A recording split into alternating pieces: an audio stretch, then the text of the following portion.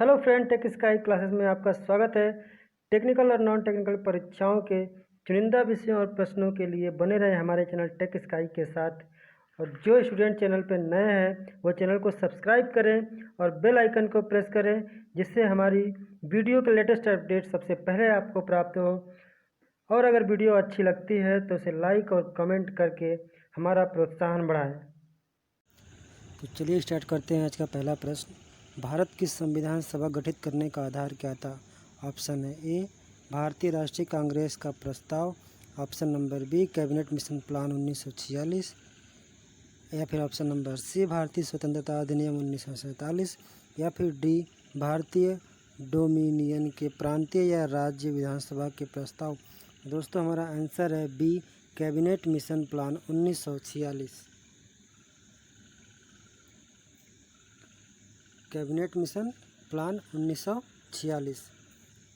ठीक है, बढ़ते हैं अगले क्वेश्चन की तरफ। अगला क्वेश्चन है, भारतीय संविधान को किसने मूर्त रूप प्रदान किया? भारतीय संविधान को किसने मूर्त रूप प्रदान किया? Option A Mahatma Gandhi, option B Motilal Nehru, option C M N. Roy and option D Jawaharlal Nehru. दोस्तों हमारे ऑप्शन है option number D Jawaharlal Nehru ने। कौन थे? जवाहरलाल नेहरू ने। ठीक है, बढ़ते अगले क्वेश्चन की तरफ। क्वेश्चन नंबर 3, निम्नलिखित में से कौन प्रारूप समिति का सदस्य नहीं था?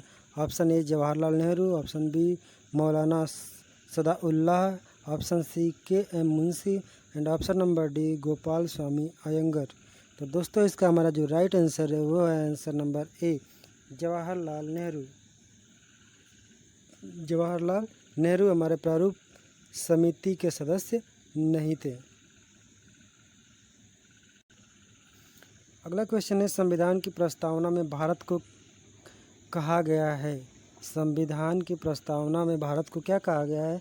ऑप्शन है ए सर्वसत्ताधारी लोकतांत्रिक समाजवादी धर्मनिरपेक्ष गणराज्य, ऑप्शन नंबर बी समाजवादी लोकतांत्रिक धर्मनिरपेक्ष गणराज्य, ऑप्शन सी लोकतांत्रिक सर्वसत्ताधारी धर्मनिरपेक्ष समाजवादी गणराज्य, ऑप्शन नंबर डी सर्वसत्ताधारी समाजवादी धर्मनिरपेक्ष लोकतांत्रिक। दोस्तों जो चौथा है उसका आंसर हमारा क्या है? ऑप्शन नंबर डी सर्वसत्ताधारी समाजवादी धर्मनिरपेक्ष लोकतांत्रिक। तो दोस्तों हमारा ऑप्शन नंबर डी क्या है वो हमारा राइट आंसर हो जाएगा। क्लियर है, बढ़ते अगले क्वेश्चन की तरफ। अगला क्वेश्चन है क्वेश्चन नंबर 5, भारतीय संविधान के किस संशोधन द्वारा प्रस्तावना में दो शब्द समाजवादी और धर्मनिरपेक्ष जोड़े गए थे? ऑप्शन ए 28वें, ऑप्शन बी 40वें, ऑप्शन सी 42वें एंड ऑप्शन डी 52वें। दोस्तों जो हमारा आंसर हो जाएगा वो आंसर नंबर सी हो जाएगा 42वें। ठीक है, भारतीय संविधान के 42वें संशोधन द्वारा प्रस्तावना में दो शब्द समाजवादी और धर्मनिरपेक्ष जोड़े गए थे। किस संशोधन के द्वारा? संशोधन 42वां 42। क्लियर है, अब बढ़ते हैं अगले क्वेश्चन की तरफ। दोस्तों अगला क्वेश्चन है हमारा, 42वें संविधान संशोधन अधिनियम 1976 द्वारा प्रस्तावना में किस शब्द को नहीं जोड़ा गया? 42वें संविधान संशोधन अधिनियम 1976 द्वारा प्रस्तावना में किस शब्द को नहीं जोड़ा गया था? तो दोस्तों हमारा ऑप्शन है धर्मनिरपेक्ष, ऑप्शन नंबर बी समाजवादी, ऑप्शन नंबर सी गुट निरपेक्ष एंड ऑप्शन नंबर डी है एकता और अखंडता। ठीक है दोस्तों, तो हमारा जो ऑप्शन नंबर सी है वो हमारा क्या है? राइट आंसर है, यानी कि गुट निरपेक्षता। यानी कि 42वें संविधान संशोधन अधिनियम 1976 द्वारा प्रस्तावना में गुट निरपेक्षता शब्द को नहीं जोड़ा गया था। बाकी तीनों हमारे क्या थे? उसमें जोड़े गए थे, लेकिन गुट निरपेक्षता जो था वो 42वें संशोधन में नहीं जोड़ा गया था। ठीक है दोस्तों, बढ़ते अगले क्वेश्चन की तरफ। दोस्तों अगला क्वेश्चन है, भारतीय संविधान लागू हुआ था। भारतीय संविधान कब लागू हुआ था? ऑप्शन नंबर ए 26 जनवरी 1950 को, ऑप्शन नंबर बी 26 जनवरी 1952 को, ऑप्शन सी 15 जनवरी 1948 को, या फिर ऑप्शन नंबर डी 26 नवंबर 1949 को। तो दोस्तों इसका जो हमारा राइट आंसर है वो है ऑप्शन नंबर ए 26 जनवरी 1950 को। कब? 26 जनवरी 1950 को जो हमारे देश का भारतीय संविधान था वो क्या हुआ था? लागू हुआ था। भारतीय संविधान कब लागू हुआ था? 26 जनवरी 1950 को। 26 जनवरी 1950 को भारतीय संविधान क्या हुआ था? लागू हुआ था। हाँ तो दोस्तों अगला क्वेश्चन है, अब तक भारत के संविधान की उद्देशिका में कितनी बार संशोधन किया जा चुका है? अब तक भारत के संविधान की उद्देशिका में कितनी बार संशोधन किया जा चुका है? ऑप्शन नंबर ए 1 बार, ऑप्शन नंबर 2 2 बार, ऑप्शन नंबर सी जो है 3 बार एंड ऑप्शन नंबर डी कभी नहीं। तो दोस्तों इसका जो हमारा आंसर है वो है आंसर नंबर ए 1 बार। हाँ दोस्तों, जो हमारे अब तक का भारत का संविधान की उद्देशिका थी उसमें केवल और केवल 1 बार संशोधन किया जा चुका है। ठीक है, अगला क्वेश्चन है, निम्नलिखित में से वे 2 शब्द कौन से हैं जिनका समावेशन 42वें संशोधन द्वारा संविधान की उद्देशिका में किया गया था? हाँ दोस्तों, ये क्वेश्चन एक बार रिपीट हो रहा है लेकिन क्वेश्चन का पूछने का तरीका बदल दिया गया है। इसी तरह से क्वेश्चन हमारे क्या होते हैं, जो एग्जाम होते हैं उसमें पूछे जाते हैं। ठीक है, तो निम्नलिखित में से वे 2 शब्द कौन से हैं जिनका समावेशन 42वें संशोधन द्वारा संविधान की उद्देशिका में किया गया था?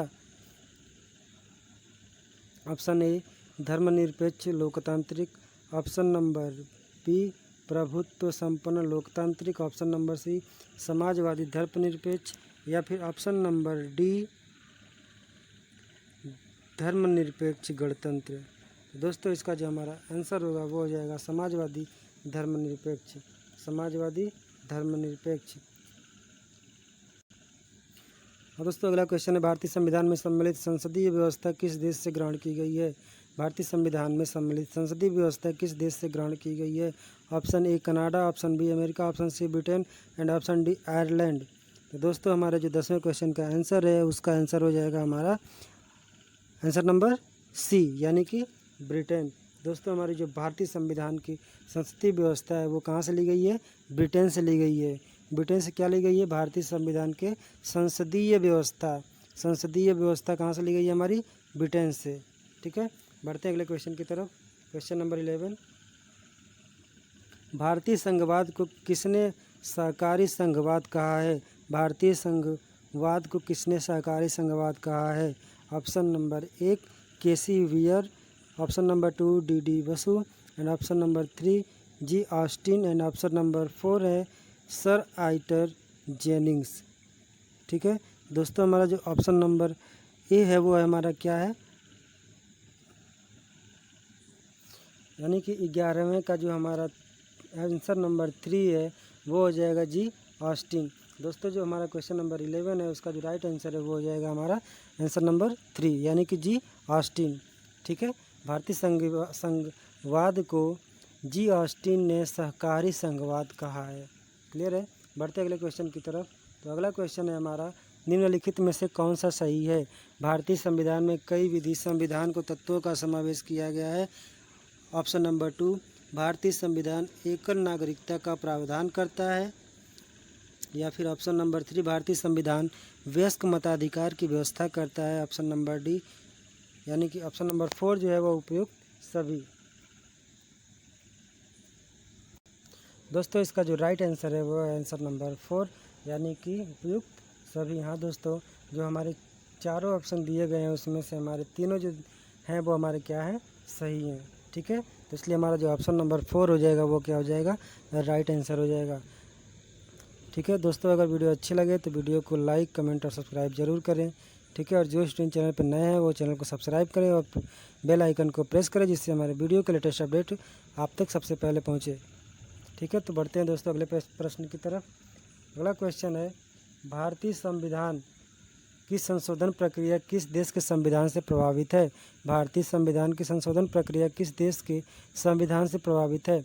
Option number A Canada, option number B Austria and option number C Italy and option number D दक्षिण अफ्रीका। हाँ दोस्तों, अगर आपको आंसर पता होते हैं तो वीडियो को पॉज करके आप अपने आंसर को चेक कर सकते हैं। ठीक है, अगर वीडियो का आंसर पता है, जो भी क्वेश्चन है उसका आंसर पता है, तो आप वीडियो को पॉज करके और अपने आंसर को चेक कर सकते हैं। ठीक है, तो इसका आंसर क्या हो जाएगा? तो इसका आंसर है ऑप्शन नंबर डी दक्षिण अफ्रीका।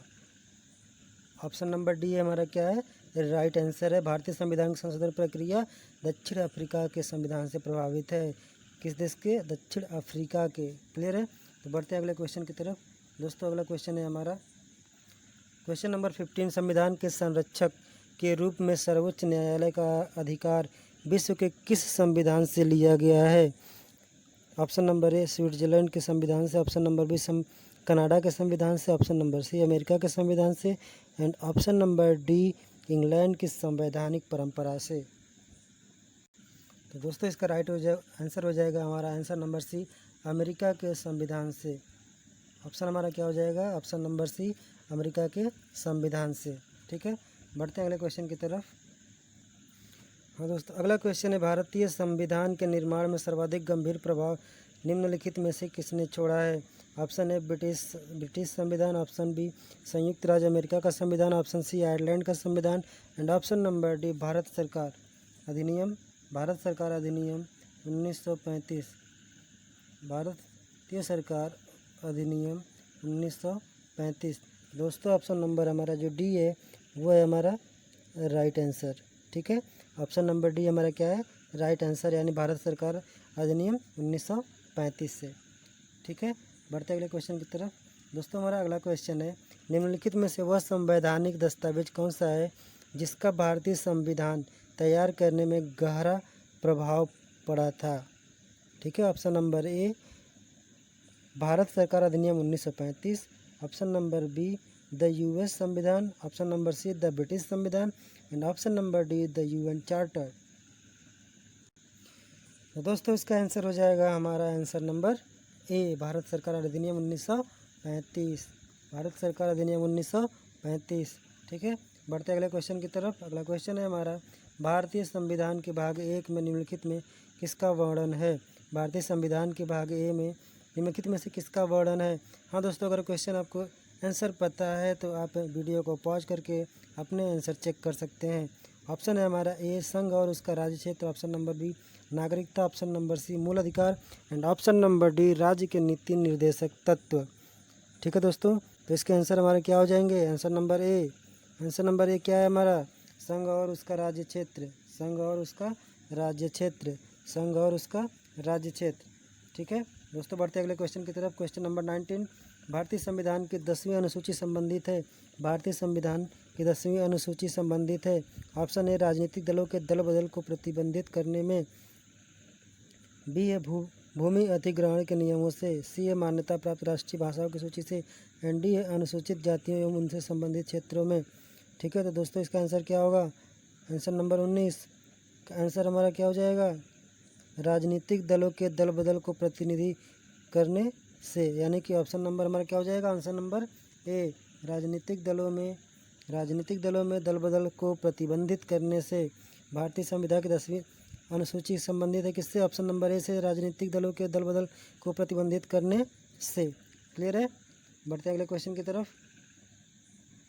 अब दोस्तों अगला क्वेश्चन है हमारा संविधान सभा की प्रारूप समिति द्वारा प्रस्तुत प्रारूप संविधान में कितनी अनुसूचियाँ थी? Option number A 6, option number B 8, option number C 9 and option number D 12। हाँ दोस्तों, हमारा राइट आंसर कौन सा होगा? A 6, B 8, C 9 and D 12।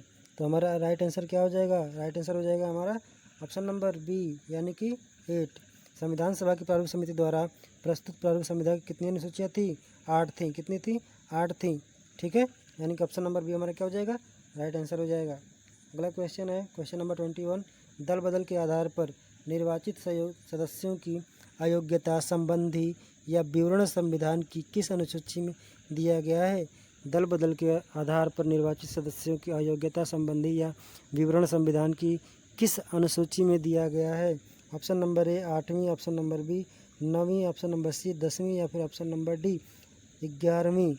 हाँ तो दोस्तों इसका आंसर हमारा क्या हो जाएगा? 21वें का आंसर हमारा हो जाएगा सी, यानी कि 10वीं अनुसूची। किसमें? 10वीं अनुसूची में। ठीक है, बढ़ते अगले क्वेश्चन की तरफ। अगला क्वेश्चन है हमारा क्वेश्चन नंबर 22 संविधान के किस अनुच्छेद के अंतर्गत मंत्रीगण सामूहिक रूप से लोकसभा न के प्रति उत्तरदायी हैं? संविधान के किस अनुच्छेद के अंतर्गत मंत्रीगण सामूहिक रूप से लोकसभा न के प्रति उत्तरदायी हैं? हाँ दोस्तों, क्वेश्चन नंबर 22 का ऑप्शन है ए अनुच्छेद 73, ऑप्शन नंबर बी अनुच्छेद 74, ऑप्शन नंबर सी अनुच्छेद 75 एंड ऑप्शन नंबर डी है अनुच्छेद 76। तो दोस्तों हमारे क्वेश्चन नंबर 22वें का आंसर क्या हो जाएगा? क्वेश्चन नंबर 22वें का आंसर हो जाएगा अनुच्छेद 75, यानी कि option number C answer number C हमारा क्या हो जाएगा, राइट आंसर हो जाएगा। ऑप्शन नंबर सी क्या है हमारा, अनुच्छेद 75। ठीक है, बढ़ते अगले क्वेश्चन की तरफ। अगला क्वेश्चन है हमारा 23। संविधान के अनुच्छेद 1 में भारत को क्या कहा गया है। संविधान के अनुच्छेद 1 में भारत को क्या कहा गया है। तो दोस्तों है हमारा आंसर है पहला परिसंघ, ऑप्शन नंबर बी महासंघ, ऑप्शन नंबर सी परिसंघ प्रबल एकात्मक आधार के आधार पर, ऑप्शन नंबर डी है राज्यों का संघ। तो दोस्तों हमारा आंसर क्या हो जाएगा, जल्दी से बताइए। ऑप्शन नंबर 23, क्वेश्चन नंबर 23 का जो हमारा आंसर हो जाएगा वो हो जाएगा क्वेश्चन डी, यानी कि राज्यों का संघ। संविधान के अनुच्छेद 1 में भारत को क्या कहा गया है, राज्यों का संघ, यानी कि option number D. Option number D हमारा क्या हो जाएगा, राइट आंसर हो जाएगा। ठीक है, बढ़ते हैं अगले क्वेश्चन की तरफ। अगला क्वेश्चन है क्वेश्चन नंबर 24। कौन से अनुच्छेद के अंतर्गत भारत का सर्वोच्च न्यायालय नागरिकों के मौलिक अधिकारों की रक्षा करता है।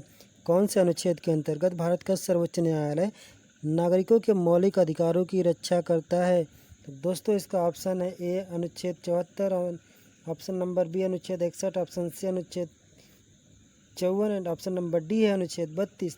तो दोस्तों हमारा आंसर कौन सा हो जाएगा, दोस्तों इसका आंसर हो जाएगा अनुच्छेद 32, यानी कि ऑप्शन नंबर डी हमारा क्या है, राइट आंसर हो जाएगा।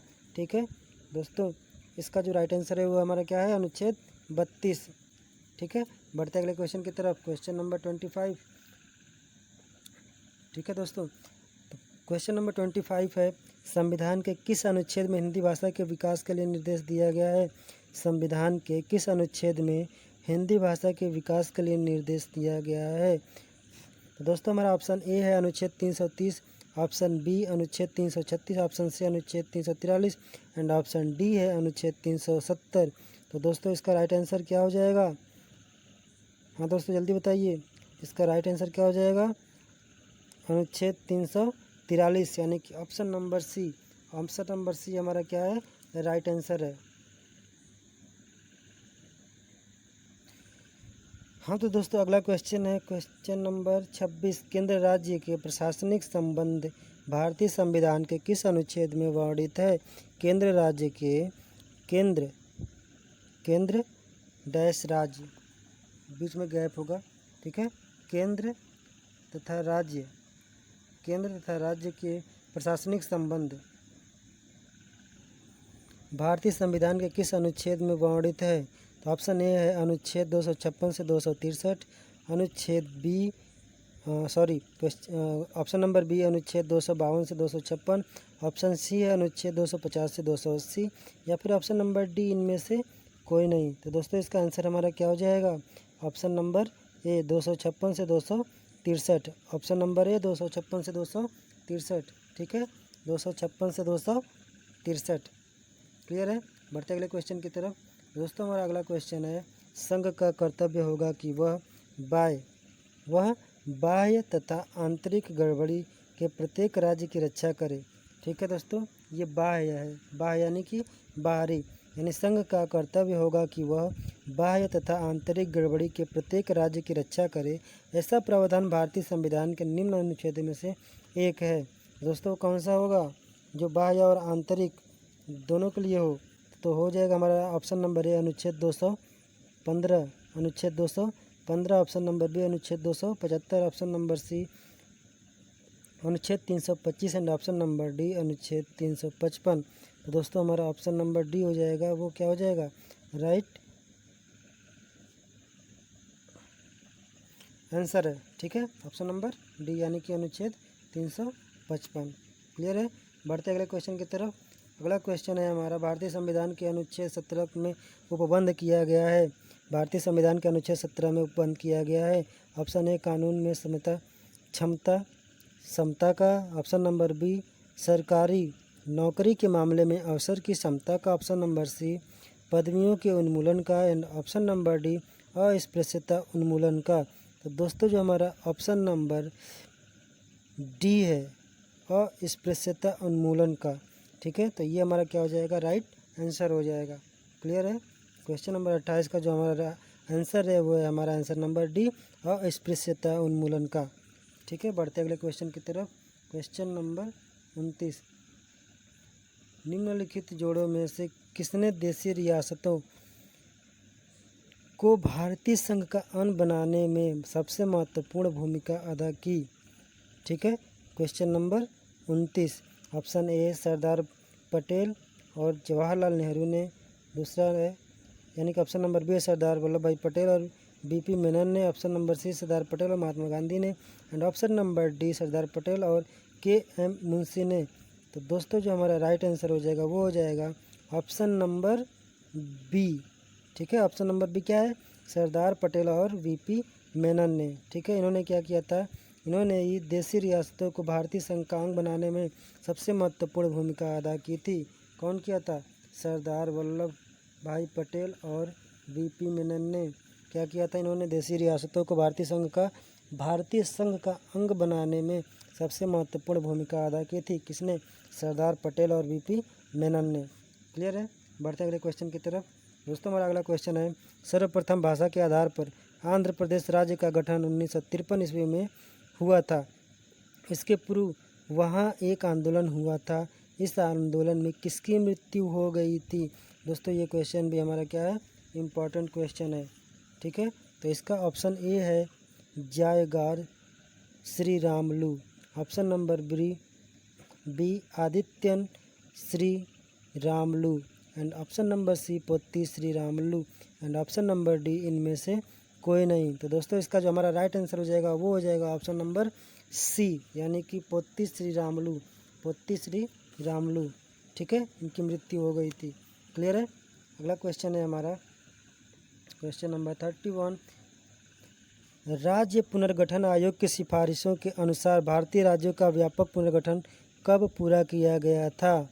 राज्य पुनर्गठन आयोग की सिफारिशों के अनुसार भारतीय राज्यों का व्यापक पुनर्गठन कब पूरा किया गया था?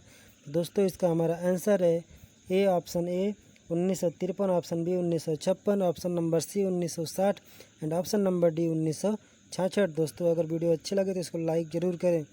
ठीक है, और जो स्टूडेंट नए हैं वो वीडियो को पूरा देखें, और वीडियो अच्छी लगती है तो उसको लाइक या फिर डिसलाइक ज़रूर करें।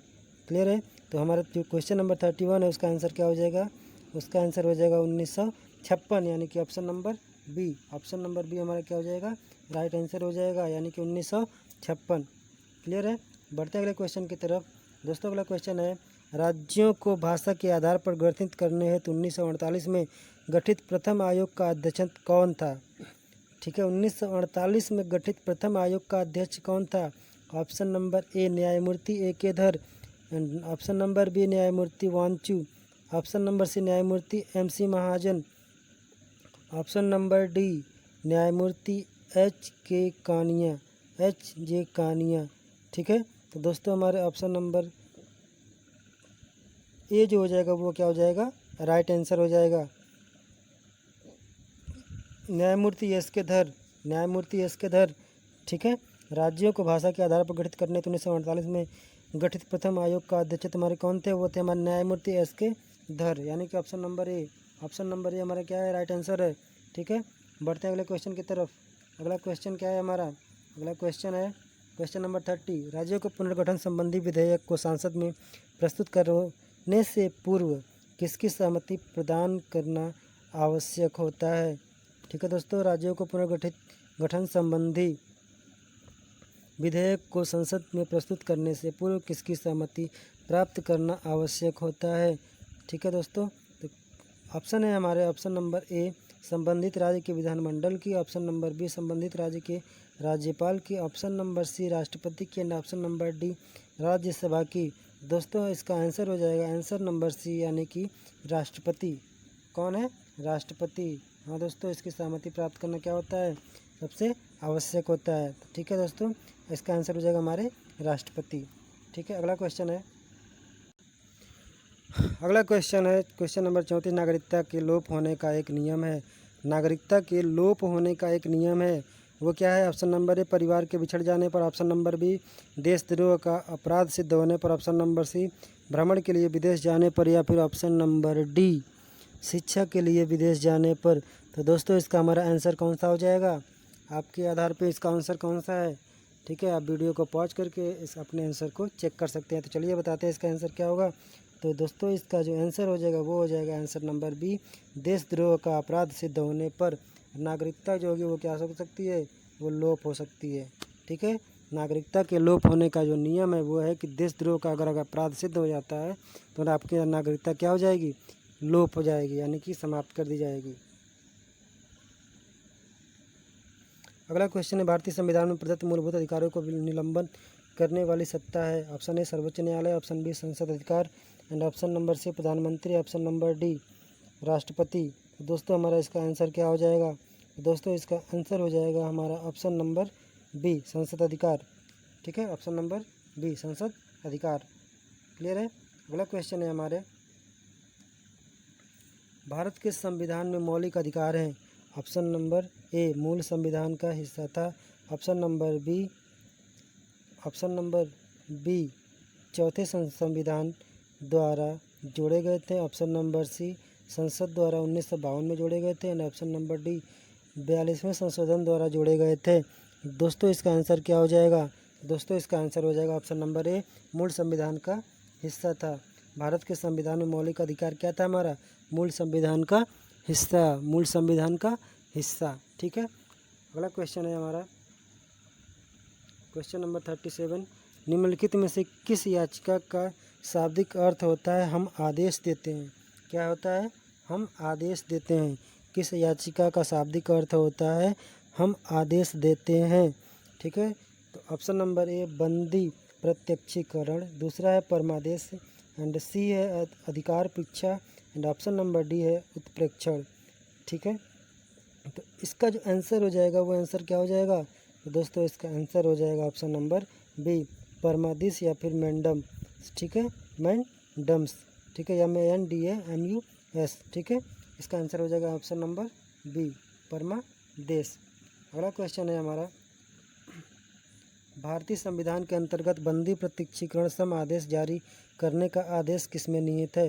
भारतीय संविधान के अंतर्गत बंदी प्रत्यक्षीकरण सम आदेश जारी करने का अधिकार किसमें निहित है। तो ऑप्शन नंबर ए केवल उच्च न्यायालय, ऑप्शन नंबर बी केवल उच्चतम न्यायालय, ऑप्शन नंबर सी उच्च तथा उच्चतम न्यायालय दोनों एंड ऑप्शन नंबर डी जनपद न्यायालय तथा उसके सभी ऊपर के सभी न्यायालय। ठीक है, तो क्वेश्चन नंबर 38 का जो आंसर हो जाएगा वो हो जाएगा आंसर नंबर कौन सा होगा, आंसर नंबर सी, यानी कि उच्च तथा उच्चतम न्यायालय दोनों। क्लियर है, बढ़ते अगले क्वेश्चन की तरफ। दोस्तों हमारा अगला क्वेश्चन है, भारतीय संविधान के किस अनुच्छेद में संवैधानिक उपचारों का अधिकार दिया गया है। भारतीय संविधान के किस अनुच्छेद में संवैधानिक उपचारों का अधिकार दिया गया है। ऑप्शन नंबर ए अनुच्छेद 30, ऑप्शन नंबर बी अनुच्छेद 31, ऑप्शन नंबर सी अनुच्छेद 32 एंड ऑप्शन नंबर डी अनुच्छेद 35। तो दोस्तों इसका आंसर क्या हो जाएगा, दोस्तों इसका आंसर हो जाएगा सी, यानी कि अनुच्छेद 32 में। किसमें, अनुच्छेद 32 में। क्लियर है, बढ़ते अगले क्वेश्चन की तरफ। निम्नलिखित में से कौन सा मूल अधिकार नहीं है। ऑप्शन ए समता का अधिकार, ऑप्शन नंबर बी संपत्ति का अधिकार, ऑप्शन नंबर सी स्वतंत्रता का अधिकार एंड ऑप्शन नंबर डी संवैधानिक उपचारों का अधिकार। तो दोस्तों इसका आंसर हो जाएगा ऑप्शन नंबर बी संपत्ति का आधार, संपत्ति का आधार, यानी कि ऑप्शन नंबर बी क्या हो जाएगा हमारा राइट आंसर हो जाएगा। क्वेश्चन नंबर 40 का आंसर हो जाएगा संपत्ति का आधार। ठीक है, अगला क्वेश्चन है हमारा क्वेश्चन नंबर 41, प्रेस की स्वतंत्रता किस अधिकार में निहित है। प्रेस की स्वतंत्रता किस अधिकार में निहित है। तो दोस्तों इसका आंसर हो जाएगा नियमों के समान संरक्षण, ऑप्शन नंबर बी भाषण स्वतंत्रता, ऑप्शन नंबर सी संपत्ति का अधिकार, ऑप्शन नंबर डी संघ निर्माण की स्वतंत्रता। तो दोस्तों इसका आंसर हो जाएगा आंसर नंबर बी भाष्य स्वतंत्रता, भाष्य स्वतंत्रता। अगला क्वेश्चन है क्वेश्चन नंबर 42, कारखानों अथवा खानों में से कोई व्यक्ति नियुक्ति नहीं किया जा सकता जब तक कि उसकी आयु कम से कम ना हो। ठीक है, कारखानों अथवा खानों में से कोई भी व्यक्ति नियुक्ति नहीं किया जा सकता तब तक जब तक कि उसकी आयु कम से कम ना हो। 12 वर्ष ऑप्शन बी, 14 वर्ष ऑप्शन सी 18 या फिर ऑप्शन नंबर डी 20 वर्ष। ऑप्शन नंबर 42 का जो हमारा राइट आंसर हो जाएगा वो हो जाएगा बी 14 वर्ष। ठीक है, ऑप्शन नंबर बी 14 वर्ष। अगला क्वेश्चन है क्वेश्चन नंबर 43, निम्नोक्त समादेशों में से कौन सा समादेश किसी अवैध व्यक्ति के सरकारी पदों को बचाने के लिए जारी किया जाता है?